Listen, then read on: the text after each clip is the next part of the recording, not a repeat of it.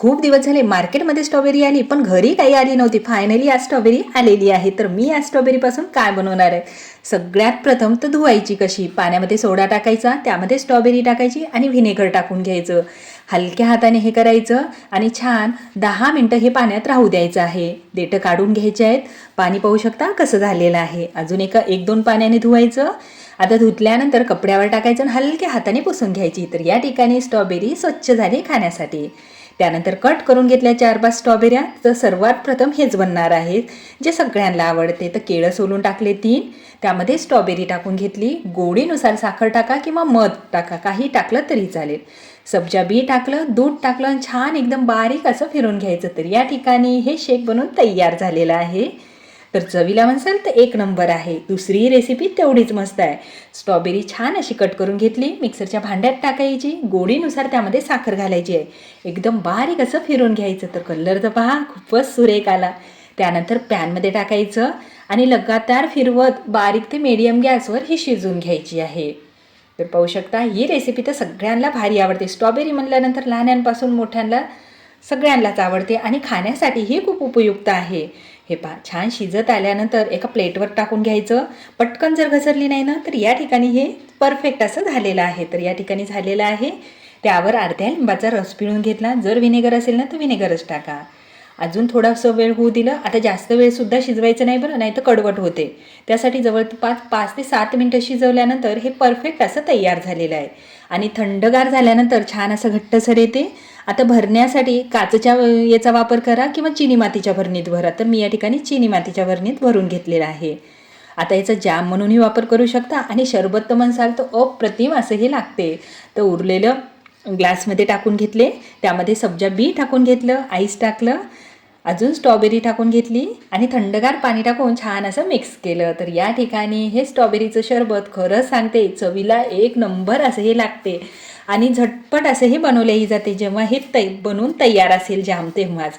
पण माझ्या बनवायच्या पद्धती कशा वाटल्या कमेंट्स करायला विसरू नका. आपल्या इकडली म्हणून काय झालं, एकदा ही रेसिपी आवडली ना की सगळेजण बनवतात आणि ही रेसिपी घरात असल्यानं तर बरंचसं काम हलकं होते. खूपच झटपट, चवीला एक नंबर अशी ही चटणी लागते.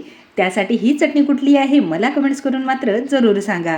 त्यासाठी तीळ, लाल मिरच्या छान भाजून घेतल्या. थोड्याशा तेलामध्ये हरभऱ्याची डाळ, उडदाची डाळ, शेंगदाणे हे सुद्धा खमंग असं भाजून घ्यायचं आहे.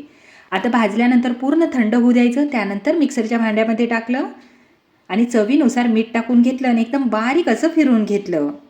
हे पहा, तर या ठिकाणी ही खूपच मस्त खमंग अशी चटणी तयार झालेली आहे. तर महिना काय 2-4 महिने जरी घरात राहिली ना अजिबात खराब होत नाही आणि सगळ्यांनाही भारी आवडणारी आहे.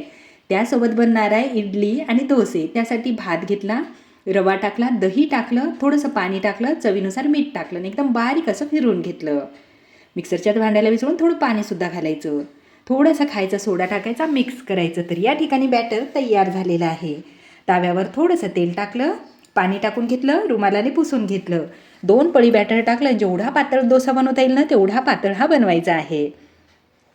त्यानंतर त्यावर थोडंसं तूप किंवा तेल टाका. तयार चटणी त्यावर फिरवा आपल्या आवडीनुसार. आमच्या घरात तर ही चटणी सगळ्यांना आवडते. तुम्हाला आवडते की नाही मला कमेंट्स करायला मात्र विसरू नका. हे पहा अशा पद्धतीने डोसे करून घेतलेले आहेत. आता डोसेच केले म्हणजे झालं असं नाही, त्यापासून इडलीसुद्धा बनवता येते. हे पहा छान कढईतलं पाणी गरम झाल्यानंतर रुमाल ठेवला ओला करून आणि त्यावर इडलीचं बॅटर टाकलं आणि इडली बनवून घेतली. त्यावर तूप टाकलं, तयार चटणी त्यावर फिरवली. आहे की नाही ही चटणी घरात असली की किती काम सोपं झालं. म्हणजे तुम्हाला सांबार बनवायची आवश्यकता नाही. या चटणीसोबत खरंच इडली आणि डोसे अप्रतिम असे लागते. पण माझी बनवायची पद्धत आवडली की नाही तुम्ही कमेंट्स करायला मात्र विसरू नका. आज मुंगोड्या घालण्यासाठी डाळी भिजत घातल्या होत्या. उडदाची डाळ आणि मुंगाची डाळ सारख्या घेऊन त्या थोड्या डाळी उरलेल्या आहेत. मिक्सरच्या भांड्यात टाकलं, त्यामध्ये कांदा टाकला, हिरवी मिरची टाकली, भरपूर लसण टाकला. लसणाची चव मस्त लागते. त्यानंतर एकदम बारीक फिरवल्यानंतर छान असं काढून घ्यायचं. त्यामध्ये किसलेला गाजर टाकला. अजून काही भाज्या घालायच्या असतील तेही घालू शकता. चवीनुसार मीठ, हळद, लाल तिखट, जिरं, ओवा, कोथिंबीर, चिमूटभर खायचा सोडा टाकला. छान असं मिक्स करून घेतलं आणि त्याचे मस्त असे छोटे छोटे भजे टाकून घेतले. आता बनवायला जेवढी सोपी आहे की नाही चवीला तेवढीच आहे आणि पौष्टिकसुद्धा आहे. आता जेव्हा मुंगोड्याची डाळ उरते की नाही तेव्हा तुम्ही कोण काय काय बनवतात ते मला कमेंट्स करून जरूर सांगा. पण ही रेसिपी आमच्या घरात तर सगळ्यांना भारी आवडते. कढीसोबत तर अप्रतिम लागते. पण माझी बनवायची पद्धत तुम्हाला आवडली की नाही कमेंट्स करायला मात्र विसरू नका. धन्यवाद. आपल्या इकडली नसली म्हणून काय झालं, कुणीकडली का असेना पण चवीला मात्र जबरदस्त आहे. 2 तास अगोदर सोल मुगाची डाळ भिजत घातली. मिक्सरच्या भांड्यात टाकायची. त्यामध्ये लसण, अद्रक, लाल मिरचीचा तुकडा टाकला आणि एकदम बारीक असं फिरून घेतलं. चवीनुसार मीठ, थोडासा ओवा टाकायचा आणि 2-1 मिनिटं लगातार याला फिरून घ्यायचं. म्हणजे हलकं बॅटर तयार होते. सोडा टाकायचंही काम नाही. तेल गरम झाल्यानंतर छोटे छोटे पकोडे त्यामध्ये सोडा, उलटपुलट करून मीडियम गॅसवर मस्त असे तळून घ्यायचे. साईजला पाहू शकता छान असे हे फुललेले आहेत. आता मुगाच्या डाळीच्या ऐवजी बेसनाचे बनवले ना तरीही चालतील. आता सगळे अशा पद्धतीने बनवल्यानंतर मिक्सरचं भांडं घेतलं. त्यामध्ये पुदिना, कोथिंबिरी, हिरवी मिरची, अद्रक, पाणी टाकून एकदम बारीक असं फिरून घेतलं. त्यामध्ये थंडगार असं ताक टाकून घेतलं. बर्फही टाकला. आवश्यकता नसेल तर नका टाकू. जिऱ्याची पावडर, धण्याची पावडर, काळं मीठ टाकलं, कोथिंबिरी टाकली चिरून आणि छान मिक्स केलं आणि तयार पकोडे त्यामध्ये सोडून घेतले. हे पहा, आता हे लगेच खायला घ्यायचं नाही. अर्धा तास असेच राहू द्या. जर जास्त वेळ असेल ना तर जास्त वेळ ठेवा, म्हणजे भिजायला सुद्धा वेळ लागणार आहे. त्यानंतर अर्ध्या तासानंतर हे मी खायला घेतलेले आहेत. त्यावर बारीक चिरलेला कांदा टाकला. अजून काही मसाले घालायचे असतील तेही घालू शकता. इतकी मस्त जबरदस्त चवीची झाली ना. मी पहिल्यांदाच बनवली पण घरामध्ये सगळ्यांना प्रचंड अशी आवडलेली आहे. उन्हाळ्यामध्ये ही रेसिपी खास बनवली जाते. पण या रेसिपीला काय म्हणते हे मला कमेंट्स करून जरूर सांगा. मला जमली की नाही ते सुद्धा सांगा.